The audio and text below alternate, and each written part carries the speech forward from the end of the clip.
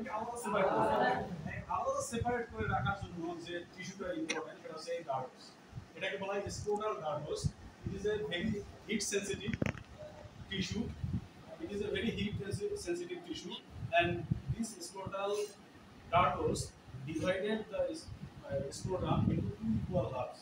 মানে অর্থাৎ এই স্ক্রোটাল ফেসিয়া স্ক্রোটাল ডার্ডোসটাই হ্যাঁ কি করে পুরো আলাদা স্ক্রোটামকে দুইটা আলাদাভাবে আলাদা ভাগ করে রাখে এবং এটা খুবই কন্ট্রাক্টাইল, হ্যাঁ, ফাইব্রোইলাস্টিক টিস্যু, হ্যাঁ।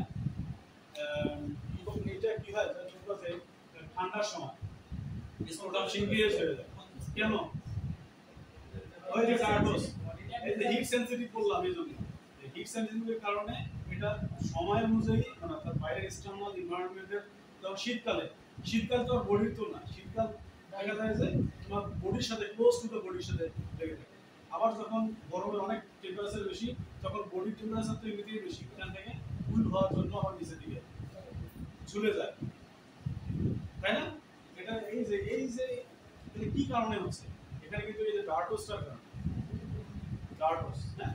এখন স্কিন তুমি স্কিনটাকে ওপেন করলা মানে ফেশিয়াল কে ওপেন করার পরে ফেশিয়াল টিউনিকা ভ্যাজাইনালিস। টিউনিকা ভ্যাজাইনালিস কি? কাভারিং অফ দ্য টেস্টিস, টেস্টিসের কাভারিং।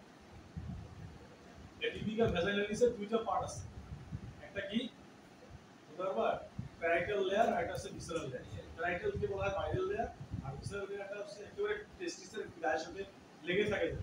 এবার ডোজ আর্টবিট দেখো নাই, একটা টেস্টিস দেওয়া হয়েছিল, একটা পর্দা পাতলা একটা মেমব্রেন ছিল, ওই পাতলা মেমব্রেনটা হচ্ছে টিউনিকা ভ্যাজাইনালিস। তাহলে এই স্ট্রাকচারগুলো কাটলেই তুমি ইজিলি টেস্টিকলটা পেয়ে যাবা, তারপরে বাকি প্রসিডিউরে তুমি টেস্টিসটা ইউজ করতে পারবে। এখন থেকে তোমরা তো জানো যে স্পারমাটিক কর্ড, জানো না? স্পারমাটিক কর্ডের কাজ এর ভিতরে কি থাকে আসলে? আর্টারি, টেস্টিকুলার ভেন, প্রিমাস্টার মাসেল, তাই না?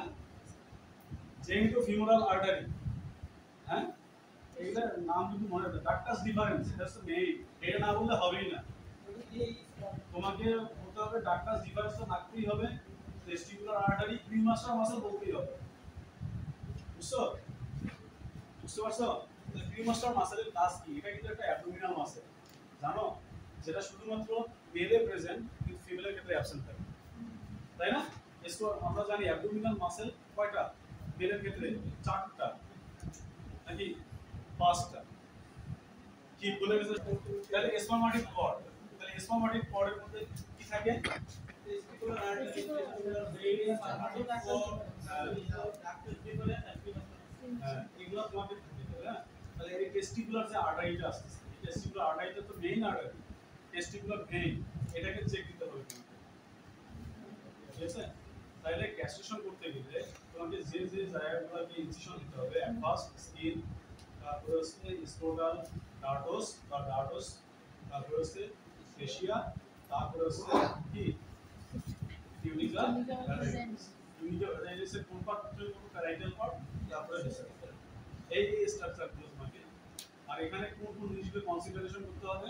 এট ফার্স্ট টেস্টিকুলার আর্টারি এবং টেস্টিকুলার ভেইন, এটাকে তোমাকে কনসিডারেশনে রাখতে হবে, ঠিক আছে? এটা হচ্ছে ক্যাস্ট্রেশন, ঠিক আছে?